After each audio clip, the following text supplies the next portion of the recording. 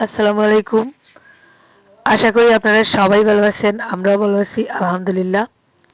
সুখ দুঃখে সংসারের আরও একটা নতুন ভিডিওতে আপনাদেরকে আরও একবার স্বাগত জানিয়ে আবারও আরেকটা নতুন ভিডিও শুরু করতে চাচ্ছি। কয়েকদিন হয়ে গেছে বাইরে দৌড়াদৌড়িতে বাড়িতে তেমন কোনো সময় দেওয়া হচ্ছে না। বেগুনের গাছগুলো লাগিয়েছিলাম, সেই সাথে কিছু ফুলকপি আর বাঁধাকপির গাছও লাগিয়েছিলাম। তো সেই লাগিয়ে রেখেছিলাম, তারপর থেকে গাছগুলোতে আর তেমন কোনো যত্ন করা হয় নাই। মাটিটাও বসে গেছে। শিফাকে বলেছিলাম পানি দিতে, ও মনে হয় একদিন পানি দিয়েছিল, তারপরে আর পানিও দেওয়া হয় নাই। তো আজকে সকাল সকাল উঠতে আরিয়ানের বাবা আর আমি দুজন মিলে একসাথেই কাজে লেগে পড়েছি। যেহেতু উনিও মোটাসোটা, বেশিক্ষণ বসে কাজ করতে পারেন না, আমিও সেম। তো আমাদের দুজনেরই একই সমস্যা। তো মোটা হয়ে গেলে, পেট মোটা হয়ে গেলে যে সমস্যা হয় সেটা হচ্ছে বসার সমস্যা। তো দুইজন মিলে ভাবলাম গল্প করে করে কাজ করে নেই। তো গাছগুলোর গোড়া একটু মাটি দিচ্ছি, গোবর সার দিচ্ছি। বেগুন গাছগুলো একটু বড় হয়েছে, আর পাতাগুলো কেমন জানি একটু লাল লাল হয়ে যাচ্ছে যত্নের অভাবে। তো এই যে আমি মাটিগুলো দিয়ে দিচ্ছি, আর সাইড দিয়ে একটু মাটির ডলা বসিয়ে দিচ্ছি, যাতে পানি দেওয়ার সাথে সাথে জোরে জোরে মাটিটা আর কি গাছের গোড়া থেকে সরে না যায়। আর আরিয়ানের বাবাও কাজ করতেছেন, মানে দুজন মিলে কাজ করলে একটু গল্প করে করেও কাজ এগিয়ে যায়, আর কাজটাও তাড়াতাড়ি হয়ে যায়। তো খুব ছোটো একটা ভিডিও শেয়ার করেছি, আশা করি ভালো লাগবে। তাই রিকোয়েস্ট করব স্কিপ না করে একটু ধৈর্য সহকারে ভিডিওতে একটা লাইক দিয়ে একেবারে শেষ অবধি আমার সাথে থাকুন, দেখতে থাকুন। একদিকে ফোনে জুবিন গার্গের গান চলতেছে। আমরা সবাই এখন মানে মৃত্যুর পর জুবিন গার্গের এত ভক্ত হয়েছি, তো আমাদের ঘরে সবসময় জুবিন গার্গের গানগুলো বেশি চলে। তো গান শুনে শুনে কাজটা সেরে নিলাম। তারপরে এখন চলে আসছি আমার সবজির বাগানে। এখানে দেখুন ঝুড়ির মধ্যে আমি যে কিছু লাল শাকের বীজ লাগিয়েছিলাম, তো ওগুলো আসলে লাল শাক মনেই হচ্ছে না। দেখুন পাতাগুলো ঠিক ডাঁটা শাকের মতন। লাল শাকের বীজ ছিল, কিন্তু মাটিতে লাগানোর পরে প্রথম দিকে গাছগুলো লাল হয়ে উঠলো, এখন দেখা গেছে যে আস্তে আস্তে ওগুলো ডাঁটা শাকের মতন হয়ে যাচ্ছে। তো যে গাছগুলো একটু বড় হয়েছে ওগুলো উঠিয়ে নিচ্ছি। আর জুড়িতে বেশি একটা গাছও হয় নাই, ওই সাইডে ছায়া পড়ে গেছে, ছায়ার কারণে গাছগুলো বড় হচ্ছে না। আর এই জুড়ি থেকে কিছুটা গাছ বড় হয়েছে, উঠিয়ে নিচ্ছি। ভাবলাম গাছগুলো উঠিয়ে নেই, আর পরে বাকি গাছগুলো উঠিয়ে ওখানে ধনিয়ার বীজ লাগিয়ে দিব। কারণ এই শীতকালের মৌসুমে ধনিয়ার চাহিদাটা আমাদের সবারই বেশি। প্রত্যেকটা তরকারিতে ধনিয়ার প্রয়োজন পড়ে। তো এখানে যে আমি ওলকপি লাগিয়েছিলাম, ওলকপি লাগানোর আগে ওখানেও ডাঁটা শাকের বীজ লাগিয়েছিলাম। তারপরে ডাঁটা শাকের বীজগুলো থেকে চারা উঠছে না দেখে আমি ওলকপির চারা লাগিয়ে দিয়েছিলাম। তো ওলকপির চারাগুলো লাগানোর পরে কিছু ডাঁটা শাক উঠছে, সরি লাল শাক উঠছে। তো ওই গাছগুলো এখন মোটামুটি বড় হয়ে গেছে, তাই উঠিয়ে নিচ্ছি। এই যে দেখুন। আর ওলকপির গাছগুলো মাশাল্লাহ কালারটা ভালো আছে, একটু সুন্দরভাবেই হচ্ছে। তো যাই হোক, আমি এই যে এই শাকগুলোই উঠালাম। আর গড়ে আরও কিছু মূলা শাকের পাতা আছে, দুইটা একসাথে করে আজকে ভাজি করে নিব। কারণ এখানেও লাল শাকের পরিমাণ অল্প। গতকালকে মাকে দেখে আসার সময় রাস্তায়, মানে মাকে দেখতে যাওয়ার সময় রাস্তায় খুব সুন্দর সুন্দর তরতাজা লাল মূলা বিক্রি হচ্ছিল দেখে আমি 3 হালি মূলা 40 টাকা দিয়ে কিনেছিলাম। তার থেকে আর কি এই যে দেখুন একেবারে তরতাজা শাকগুলো ছিল। যেহেতু গতকাল রাতে আসছি, আর রাতের বেলা শাকগুলো ঘরে তাকায় একটু শুকনো ভাব চলে আসছে, বাট যখন আমি কিনছিলাম তখন এই শাকগুলো এতটা তরতাজা ছিল। বিশেষ করে শাকগুলো দেখে আমি মূলাগুলো কিনছি, মানে মূলার থেকে শাকের প্রতি আমার ইন্টারেস্টটা বেশি ছিল, ওই জন্যই কিনে নিয়ে আসছিলাম। আর মূলা এমন একটা সবজি, আগা গুড়া দুইটাই খাওয়া যায়। আর মূলাগুলো দেখুন এত সুন্দর, একেবারে বাড়িতে ফলানো আর কি। মূলাগুলো একজন ভদ্রমহিলা নিজের বাড়ি থেকে উঠিয়ে এনে বিক্রি করছিলেন। তো যাই হোক, এখন দুইটা শাক একসাথে করে ভাজি করব। আর খুব ছোটো একটা ভিডিও শেয়ার করেছি, আশা করি ভিডিওটা ভালো লাগবে, তাই রিকোয়েস্ট করব স্কিপ না করে শেষ পর্যন্ত দেখতে থাকুন। আসসালামু আলাইকুম। আশা করি আপনারা সবাই ভালো আছেন। আমরা ভালো আছি আলহামদুলিল্লাহ।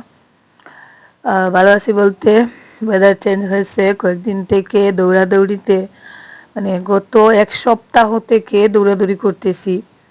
মানে বাড়িতে বেশিরভাগ সময় দেখা যাচ্ছে আমি বাড়িতে শুধু রাতের বেলা ঘুমাচ্ছি, দিনের বেলা 2-4 ঘন্টা 5 ঘন্টা বাড়িতে থাকা পড়তেছে, মানে শুধু দৌড়াদৌড়ি আর দৌড়াদৌড়ি। তো এরকম করেই জীবন চলছে জীবনের মতো। তো আজকে মানে গতকাল রাত থেকেই জ্বর আসছে, জ্বর সর্দি। তো আজকে আর তেমন কোনো কাজকর্ম করি নাই। সামান্য কিছু ভিডিও আপনাদের সাথে শেয়ার করলাম বাড়ির। আর গতকালকে মাকে দেখতে গিয়েছিলাম হসপিটালে, যেহেতু দায়িত্ব নিয়ে আমি হসপিটালে নিয়েছি, তো আমার তো আবার বাড়িতে বসে থাকলে চলবে না। তো গতকালকে গিয়েছিলাম, গিয়ে আবার রাতের দিকে আসছি। একটু ঠান্ডা বাতাস সব কিছু মিলিয়ে হয়তো জ্বরটা চলে আসছে। তো যাই হোক, মা কেমন আছেন, কী অবস্থা আমি আপনাদেরকে দেখাবো একটু পরে, দেখতে পাবেন। তো মায়ের কন্ডিশনটা মানে বেশি একটা ভালো না, হয়তো মায়ের প্যারালাইজটা আর কি একটু, কি বলবো আসলে, হাত পাগুলো একেবারে অবশ হয়ে যায়নি, বাট চলছেও না এরকম আর কি, পাটা একেবারে নাড়াচাড়া করতে পারতেছেন না। তো হসপিটালে নেওয়ার পরে এই যে এই গত 2-3 দিনে, আজকে পরশু দিন, গতকালকে, আজকে আজকে 3 দিন মাকে হসপিটালে নেওয়ার, আজকে 3 দিন হয়ে গেছে। এই 3 দিনে মানে এই যে পা হাত পার মধ্যে আর কি, পা আর হাত না, সরি পা, বিশেষ করে ডান পা, ডান পায়ের মধ্যে সমস্যাটা বেশি। তো ডান পাটা আর কি সবসময় যন্ত্রণা করতো, কান্নাকাটি করতেন। তো যে সবসময় যন্ত্রণা যেটা, ওটা একটু সারছে। আগে এরকম করে শুয়ে থাকতে পারতেন না, সবসময় কান্নাকাটি করতেন, যন্ত্রণা করতো। আর হাত পাগুলো একেবারে, সরি বারবার হাত পা বলছি, হাত না পাগুলো একেবারে অবশ হয়ে যাচ্ছিল। তো একটু উন্নত, মনে করো এই যে 20 থেকে আর কি 18 এরকম, এই হসপিটালে নেওয়ার পরে আর কি 2 দিনে এরকম একটু উন্নতি হয়েছে।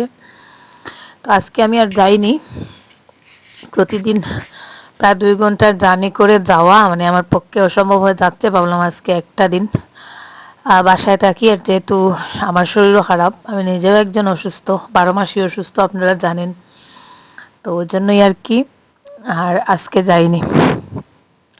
গতকালকে গিয়েছিলাম, আবার হয়তো আগামীকালকে যদি পারি, শরীর ভালো থাকে তাহলে আর একবার যাব। তো দোয়া করবেন আমার মায়ের জন্য। আসলে মা তো একটু মোটাসোটা, তো আমি এটাই চিন্তা করতেছি, আপনারা হয়তো ওয়াহিদার দাদিকে দেখছেন, ভিডিওতে দেখছেন, ওয়াহিদার দাদি অনেক বছর থেকে হাঁটাচলা করতে পারতেন না, ওনার কোমর থেকে নিচ পর্যন্ত আর কি প্যারালাইজড হয়ে গিয়েছিল, উনি হাঁটাচলা করতে পারতেন না, বিছানায় প্রস্রাব পায়খানা করতেন। তো ওয়াহিদার দাদিও মোটাসোটা ছিলেন, আর আমার মাও কিন্তু ওরকম। তো আমি এটাই ভাবতেছি যে আল্লাহ না করুন যদি মা আর হাঁটতে পারেন না, মানে কোমর থেকে নিচটা যদি সত্যি সত্যি উনারই মতন অবশ হয়ে যায়, তাহলে এত মোটাসোটা মানুষ আর উনাকে দেখবে কে বা টানবে কে প্রস্রাব পায়খানা করানো? কারণ এত মোটাসোটা একজন মানুষ প্রস্রাব করাতে গেলেও 3-4 জন মানুষের প্রয়োজন হয়। আর আজকাল ছেলের বউরা তো থাকে, বাট মেয়েদের মতন করে ছেলের বউরা সবাই দেখে না, হয়তো অনেকেই দেখে, আমি সবাইকে খারাপ বলছি এমনটা না, তবে আমরা যেভাবে দেখবো বা যতটা গুরুত্ব দিয়ে দেখবো, ছেলের বউরা অতটা করবে না। এমনকি আমি আমার কথাই বলতেছি, কারণ আমিও তো একজনের ছেলের বউ, আমারও শাশুড়ি মা আছেন, তবে আমার হয়তো ননাসরা বা ননদরা যেরকম আমার শাশুড়ির জন্য করবে, আমিও হয়তো অতটা করব না। তো যেটা বাস্তবতা। তো যাই হোক, আমি গতকালকে হসপিটালে গিয়েছিলাম। আসলে একটা কথা আপনাদেরকে বলি, অনেকে বলেন যে আপু তুমি নিজেই অসুস্থ আর সব কিছুর দায়িত্ব নিয়ে বসে থাকো। আসলেই আমার সমস্যাটা এটা, মানে আমি একটা জিনিস দেখছি, দুনিয়াতে যারা মানে স্বার্থপর, শুধু নিজেরটা নিয়ে ভাবে যে আমি ভালো থাকবো, আমি ভালো পড়বো, আমি ভালো খাবো, বাকি কে মরলো, কে এলো, কে মানে উপোস থাকলো, সেটা দেখার বিষয় নয়। তো তারাই একমাত্র ভালো থাকতে পারে। আর আমার মতন যারা শুধু আমি না, আমার মতন অনেকেই আছে। তো যারা সবাইকে নিয়ে ভাবে, সবাইকে ভালো রাখার চেষ্টা করে, সবার দায়িত্ব মানে সব কিছু দায়িত্ব নিয়ে দেখার চেষ্টা করে, সবার জন্য ভাবে, সবার সমস্যার কথা বুঝে, তারাই আসলে নিজের বিবেকের কাছে আর কি বিপদী, এছাড়া আর কিছুই না। তা আমার সমস্যাটা হচ্ছে এরকম, আমি স্বার্থপর হতে পারি না। এটাই হচ্ছে আমার সমস্যা। আর যেখানে মা, নিজের মা, জন্মদাত্রী মা, তো মা বাবার বিকল্প আসলে দুনিয়াতে কিছু নেই। সেটা যার বাবা মা নেই তারা জানেন। তো ওই জন্যই আর কি যতটুকু সম্ভব আমি চেষ্টা করি আমার পক্ষ থেকে। আর আল্লাহ কখনো বলেন নাই যে মেয়েদের বাবা মায়ের উপর কোনো দায়িত্ব নেই। আল্লাহ বলছেন বাবা মায়ের দায়িত্ব তাদের সন্তানদের উপরে। তো আমিও তো একজন সন্তান, আর আমি আমার মতন করে চেষ্টা করি। তো যাই হোক, আমি আজকে আর বেশি বক বক করবো না, ছোটো একটা ভিডিও শেয়ার করলাম মায়ের আপডেটটা দেওয়ার জন্য। আর আমি আগামীকাল থেকে আমি একটু বাইরে গিয়েছিলাম একটা স্পেশাল কাজে, সেই সাথে একটু ঘোরাঘুরিও করছি। কি কাজ সেটা আমি অবশ্যই বলবো যখন আমি কাজটা শুরু করব। মায়ের এই সমস্যাটার কারণে কাজটা পেছনে পড়ে গেছে। তো আমি খুব দ্রুত চেষ্টা করছি, শুরু করব, আমি অবশ্যই আপনাদেরকে বলবো। তো মিজোরাম গিয়েছিলাম, আপনাদেরকে আমি বলছি। মিজোরাম গিয়ে 1 রাত থেকে 2 দিন 1 রাত থেকে আসছি মায়ের অসুস্থতার খবর শুনে আর কি, আর তাড়াতাড়ি চলে আসছি। তো ওখানকার কিছু ভিডিও আছে আমার কাছে শ্যুট করা, 4-5টা ভিডিও। তো খুব সুন্দর ভিডিও, ইন্টারেস্টিং ভিডিও আর কি। তো আপনারা আগামীকাল থেকে ওই ভিডিওগুলো পাবেন, কারণ বর্তমানে মায়ের সমস্যা নিয়ে আমি কোনো নতুন করে ভিডিও শ্যুট করতেও আমার ইচ্ছা করে না। বাড়িতে কাজকর্ম করছি, এদিকে যাচ্ছি সেদিকে যাচ্ছি, কিন্তু মোবাইলটা বের করে ক্যামেরা অন করে যে ভিডিও করব ওটা আমার মাথায় আসে না। তাই আপাতত আমি মায়ের দিকটা সামলাবো। এখন তো মা হসপিটালে আছেন, ওইদিকে আমার দৌড়াদৌড়ি নিয়ে ব্যস্ত। তো আমি মায়ের আপডেট দিব আপনাদেরকে, আর সেই সাথে আমার মিজোরামের ভিডিওগুলো আমি আগামীকাল থেকে আপনাদের সাথে শেয়ার করব। খুব ইন্টারেস্টিং ভিডিও আসতে চলছে, আশা করি আপনারা দেখবেন। আর এখন চলুন আমার মায়ের কী অবস্থা আপনাদেরকে সরাসরি দেখিয়ে আসি। তো এখানে দেখুন, আমি হসপিটালে গতকালকে আসছিলাম, তখন একটু ভিডিও করেছিলাম। মানে আজকে আরিয়ানও আসছে তার নানিকে দেখার জন্য। তো এসে দেখি মা ঘুমাচ্ছেন। যে মায়ের বেশি যন্ত্রণার কারণে ওনারা সব সময় মনে হয় প্রতিদিন একবার ঘুমের ঔষধ দেন। তো ঘুমের ঔষধের কারণে যে দেখুন মা পা নাড়াচাড়া করতে পারতেছেন না, পা একটু নাড়াচাড়া করতে গেলেই মানে চিৎকার দিয়ে উঠতেছেন। এই যে দেখুন কি একটা অবস্থা। তো আমার ওগুলো দেখার পরে খুব খারাপ লাগে।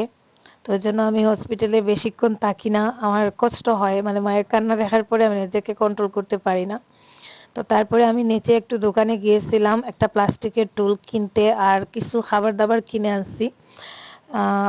সাথে আরিয়ানও গিয়েছিল। তো এখানে একটা খাবারের প্লেট রাখার মতন জায়গা নেই, ওরা একটা ওয়ার্ড্রবের মতন কিছু একটা দিয়েছিল, ওটাতে ঔষধপত্র তারপরে জিনিসপত্রে ভরে গেছে। তো প্লাস্টিকের একটা টুল কিনে আনলাম, আর সেই সাথে কিছু খাবার দাবার। তো এই যে দেখুন মার অবস্থা, এই হচ্ছে মায়ের আপডেট।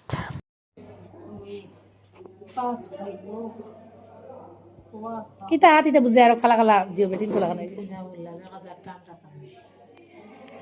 আচ্ছা তুমি তো যেটা লাগিলাম ইয়া নিও গিয়া তাই ঘুমাইবা তো ইনো আর ওয়েনো ওরে আসেন তারা কইলে একটু ইয়ে করবা বুঝছো লামিয়া খান।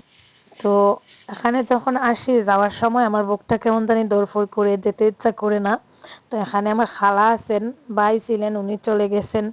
আর আমার খালা মোটামুটি এক্সপার্ট, উনি 2 দিক বাইরের দিকে কোনো কিছু প্রয়োজন হলে বা ভেতরে সব দিক হ্যান্ডেল করতে পারেন। তো উনি বর্তমানে আছেন, কারণ হসপিটালে আসলে হসপিটালে পেশেন্টের সাথে আরেকজন থাকার অভাব হয়ে যায়, এটাই সমস্যা।